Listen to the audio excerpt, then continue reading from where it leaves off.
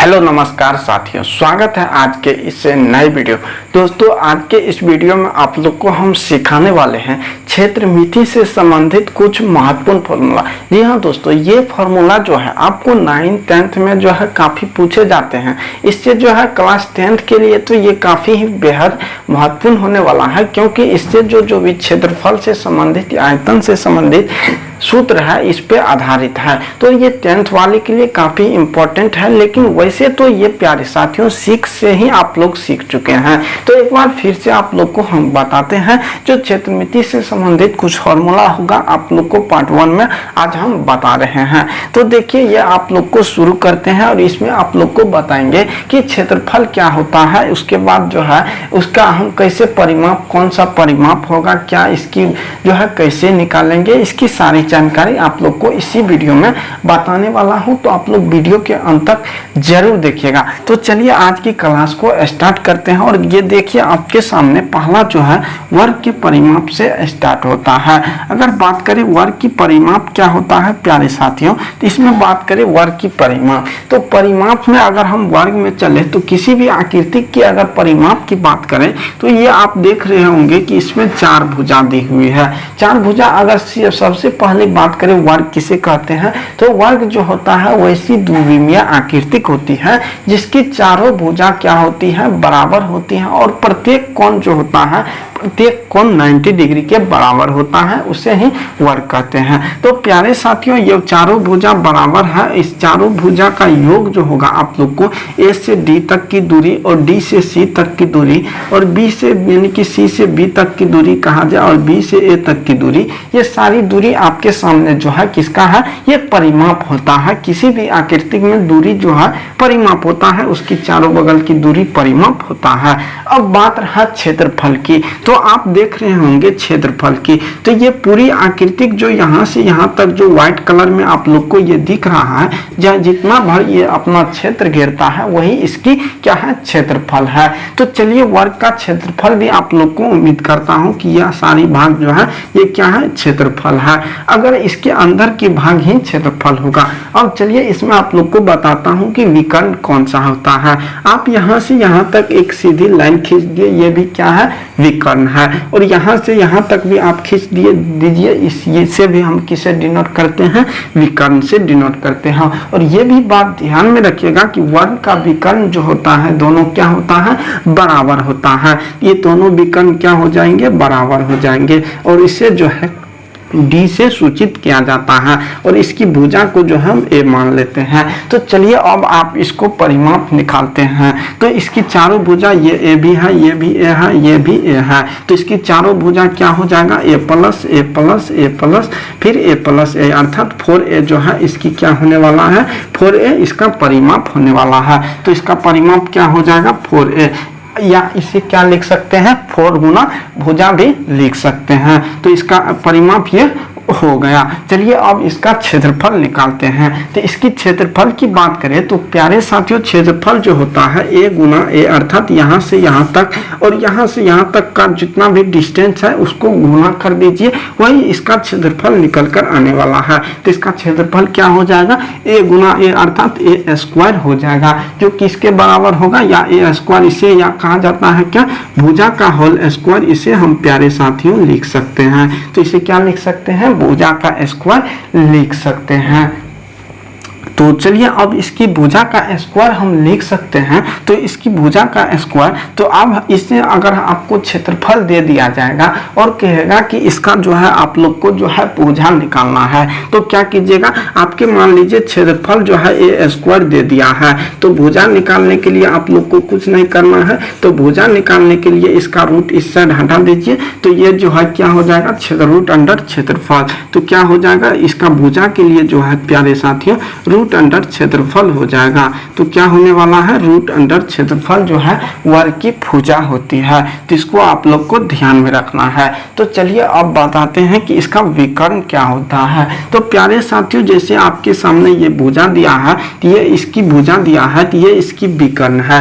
ये विकर्ण आप पाइथागोरस प्रमेय जानते होंगे। तो विकर्ण को अगर हम डी मान लेते हैं प्यारे साथियों, यहाँ पर अगर डी मान लेते हैं, तो आप पाइथागोरस प्रमेय पढ़े होंगे कि ये जो है एक एक समकोण त्रिभुज का निर्माण करता है। तो समकोण त्रिभुज में जो होता है कर्ण, ये आपके थीटा के सामने ये कर्ण हो जाएगा। कर्ण का स्क्वायर जो होता है इन दो भुजा के वर्ग के स्क्वायर के बराबर होता है। ये क्या हो जाएगा 2a स्क्वायर हो जाएगा। तो इसे हम क्या लिख सकते हैं, ये d अगर उस साइड जाएगा तो प्यारे साथियों d बराबर लिख सकते हैं √2 गुना भुजा लिख सकते हैं। ये किसका फॉर्मूला हो जाएगा, विकर्ण जो आपको ये दिख रहा है। तो विकर्ण बराबर क्या हो जाएगा √2 गुना भुजा हो जाएगा।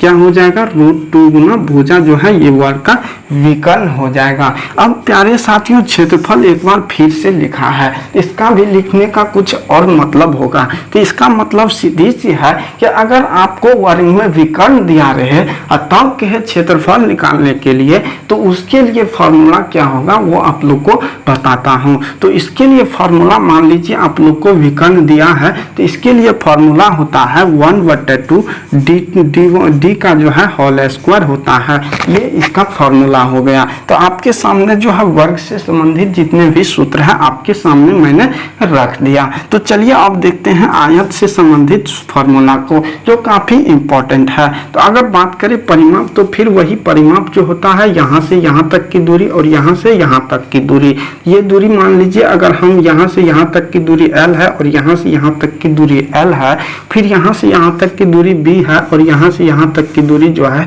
क्या है b है। तो इसका परिमाप जो होता हो जाएगा क्या हो जाएगा l प्लस l अर्थात 2l हो जाएगा और b प्लस b क्या हो जाएगा 2b हो जाएगा। इसको 2 कॉमन ले सकते हैं, l प्लस b अर्थात जो है l किसे कहते हैं, इस l जो है ये लंबाई है आयत की और b क्या है चौड़ाई है। तो इसका परिमाप जो हो जाएगा 2 × l प्लस b अर्थात 2 × लंबाई प्लस चौड़ाई जो है आयत का क्या होता है परिमाप होता है। तो इसको आप लोग को ध्यान में रखना है। और फिर वही क्षेत्रफल, अगर इसकी पूरी आकृति की क्षेत्रफल निकालने के लिए बोल दिया जाए तो इसके लिए कुछ नहीं करना है, यहाँ से यहाँ तक की दूरी और यहाँ से यहाँ तक की दूरी दोनों को मल्टीप्लाई कर दीजिए, वही आपका क्या होने वाला है, वही इसका क्षेत्रफल होने वाला है। तो इसकी क्षेत्रफल की बात करें तो l गुना b अर्थात जो है l गुना b हो जाएगा। इसे लंबाई गुना हम क्या लिख सकते हैं, लंबाई गुना इसे चौड़ाई लिख सकते हैं। तो प्यारे साथियों ये आपके सामने रहा आयत का जो है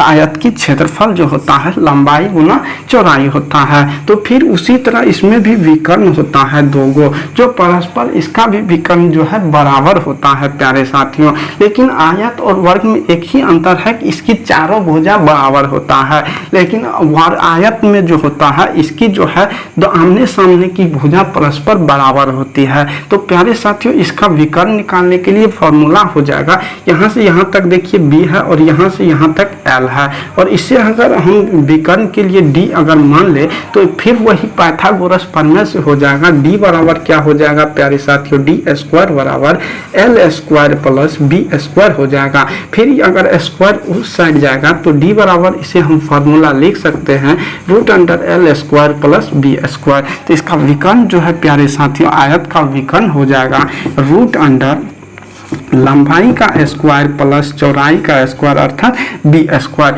इसे हम लिख सकते हैं l स्क्वायर लंबाई का स्क्वायर प्लस जो है चौड़ाई का स्क्वायर। ये आपके सामने इसका रूट कर दीजिए, यही इसका विकर्ण होने वाला है। तो चलिए आपको उम्मीद करता हूं कि ये भी आयत का विकर्ण संबंधित समझ में आ चुका होगा। अब चलिए समकोण त्रिभुज पे बात करते हैं। जैसे कि आपके सामने ये आप लोग को दिख रहा है एक समकोण त्रिभुज की रचना किया गया है, जो ABCD क्या है समकोण त्रिभुज है और C इसका जो है 90 डिग्री है। तो इसकी अगर क्षेत्रफल की बात करें तो यहाँ से यहाँ तक की दूरी जो होता है प्यारे साथियों, इसे हम अगर थीटा मानते हैं तो ये आपके सामने आधार हो जाएगा और ये क्या हो जाएगा ऊंचाई हो जाएगा। तो आधार को हम b से डिनोट कर देते हैं और ऊंचाई को h से कर देते हैं। अगर इसी तरह बात करें प्यारे साथियों, इसमें इस तरह बढ़ा दे तो आपके सामने जो है एक आयत का निर्माण करेगा, और आयत के निर्माण करेगा तो आयत के क्षेत्रफल को हम आधा कर देंगे तो वही जो है क्या हो जाएगा समकोण त्रिभुज का क्षेत्रफल हो जाएगा। तो आयत का अगर इसकी बात करें तो b और h है, तो इसका क्षेत्रफल जो है 1/2 जो है b गुना h अर्थात 1/2 आधार गुना ऊंचाई जो है ये समकोण त्रिभुज का क्षेत्रफल होता है। तो इसका क्या हो जाएगा, ये समकोण त्रिभुज का क्षेत्रफल होने वाला है। चलिए अब बात करते हैं, आगे देखते हैं समकोण समद्विबाहु त्रिभुज त्रिभुज का क्षेत्रफल क्या होता है। समकोण समद्विबाहु त्रिभुज से तात्पर्य है कि वह समकोण त्रिभुज जिसकी दो भुजा क्या होनी चाहिए, बराबर होनी चाहिए। तो प्यारे साथियों, ये आपके सामने जो है समकोण समद्विबाहु त्रिभुज है, जिसमें इसकी ये भुजा और ये भुजा क्या है, बराबर है। तो कर्ण कभी बराबर भुजा की योग में नहीं आने वाला है। तो ये अगर थीटा यानी कि 90 डिग्री है, ये आपके सामने जो है क्या हो जाएगा, कर्ण हो जाएगा। आपको ये सब सारी जानकारी पता भी होगा। अगर बात करें समद्विबाहु समकोण त्रिभुज में, तो आप यहाँ देख रहे हैं कि ये यहाँ से यहाँ ए है और यहाँ से यहाँ ए है, अर्थात दोनों भुजा बराबर है। इसी के संगत अगर हम एक काल्पनिक रेखा इसे खींचकर बराबर कर दे, तो ये भी इसके समानांतर बराबर हो जाएगा और ये भी इसके समानांतर बराबर हो जाएगा। कहने का मतलब है कि ए यानी कि चारों भुजा क्या हो गया, बराबर हो गया। कहने का मतलब ये किसका रूप ले रहा है, ये जो है एक वर्ग का रूप ले रहा है।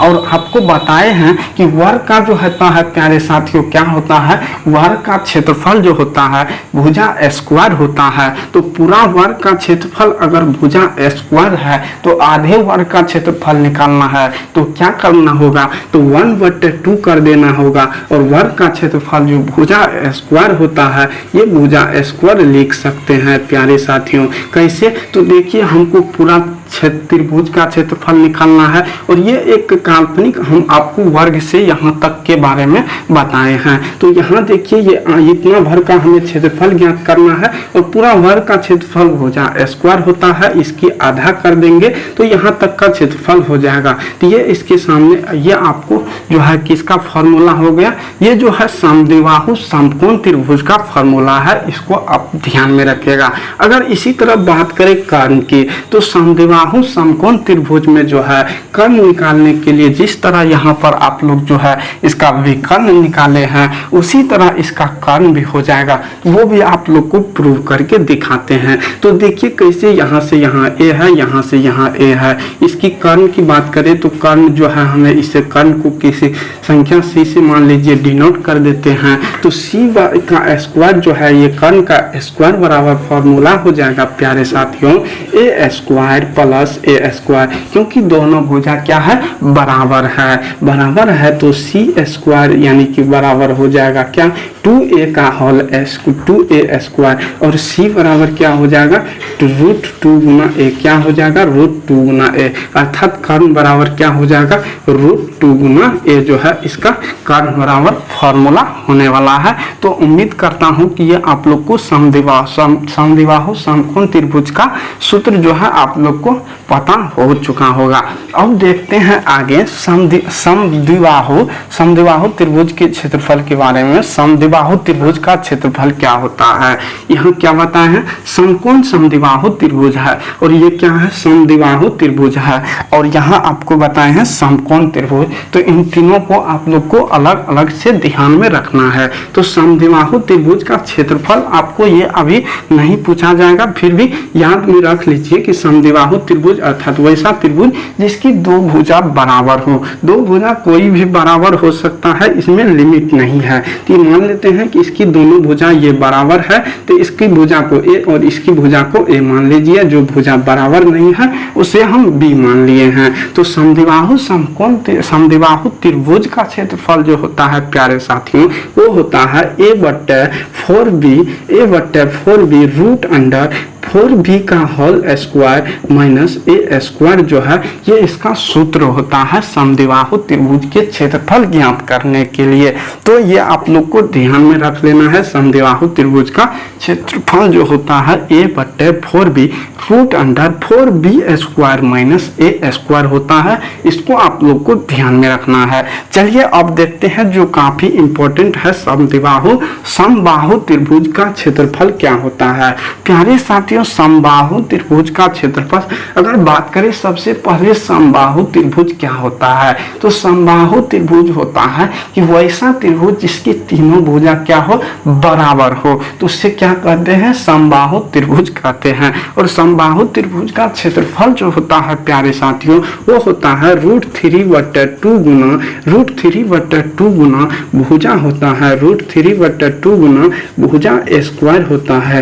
ये क्या होता है, √3/2 3/4 होता है प्यारे साथियों। √3/4 गुना भुजा स्क्वायर जो है ये समबाहु त्रिभुज का क्षेत्रफल होता है। चलिए अब एक और बच गया, समबाहु त्रिभुज है। समबाहु त्रिभुज का परिमाप एक बार ध्यान में रख लीजिए। परिमाप वही होता है किसी भी आकृति की, यानी त्रिभुज है तो तीनों भुजा का योग ही परिमाप होता है। तो इसकी तीनों भुजा क्या है, बराबर है। तो तीनों भुजा अगर बराबर है प्यारे साथियों तो इसका क्या हो जाएगा, 3 गुना ए जो है इसकी परिमाप होने वाला है। तो इसको आप लोग को ध्यान में रखना है। तो चलिए अब आप लोग को बताते हैं कि विषम बाहु त्रिभुज का क्षेत्रफल क्या होता है। तो विषम बाहु त्रिभुज अर्थात वैसा त्रिभुज जिसकी जो है क्या होता है, तीनों भुजा में कोई बराबर नहीं होता है। अगर इसे विषम बाहु त्रिभुज माने तो इसे ए मान लेते हैं, इसे बी मान लेते हैं और इसे सी मान लेते हैं। तो विषम बाहु त्रिभुज का क्षेत्रफल के लिए अगर आपसे फॉर्मूला पूछेगा तो इसके लिए एक फॉर्मूला होता है, यहाँ पर आप लोग को बताते हैं। यहाँ पर आप लोग को देखिए होता है कि रूट अंडर जो होता है प्यारे साथियों s इंटू एस माइनस ए होता है, s माइनस बी होता है और इसी तरह जो है s माइनस सी होता है। अब आप बोलिएगा कि s जो है क्या होता है। तो प्यारे साथियों s जो होता है ये तो आप लोग को ABC समझ में आ चुका होगा कि त्रिभुज की तीनों असमान भुजा है। और s की बात करें तो s जो होता है इस त्रिभुज का अर्ध परिमाप होता है। अर्ध परिमाप क्या होता है कि जैसे s बराबर फॉर्मूला हो जाएगा a प्लस बी प्लस सी बटे 2 को निकालिएगा तो ये आपके सामने जो है s बराबर फॉर्मूला निकल कर आने वाला है जो त्रिभुज का अर्ध परिमाप होता है। तो प्यारे साथियों उम्मीद करता हूं कि ये भी आप लोग को विषमबाहु त्रिभुज का जो है क्षेत्रफल के लिए फॉर्मूला ध्यान में आ चुका होगा कि s into S minus A into S minus B into S minus C का रूट अंडर होता है। इतना पूरा का रूट अंडर कर दीजिएगा तो ये आप लोग के सामने विषमबाहु त्रिभुज का क्षेत्रफल निकल कर आने वाला है। तो प्यारे साथियों उम्मीद करता हूँ कि जो बताए हैं आप लोग को अच्छी तरीके से समझ में आ चुका होगा। अगर प्यारे साथियों इससे कुछ सीखे हैं तो आप वीडियो को लाइक कीजिएगा। अगर इस पर न्यू आए हैं तो आप चैनल को सब्सक्राइब कीजिएगा, अपने यार दोस्त को शेयर कीजिएगा। तो दोस्तों ठीक है, इससे नेक्स्ट की वीडियो में आप लोग को घन घनाभ से बनने वाले महत्वपूर्ण जो फॉर्मूला होगा, यानी कि वृत्त से बनने वाले, त्रिज्यखंड से बनने वाले सारी फॉर्मूला आप लोग को बताने वाला हूँ। तो इससे नेक्स्ट वीडियो में मिलेंगे, तब तक के लिए दोस्तों जय हिंद, थैंक यू।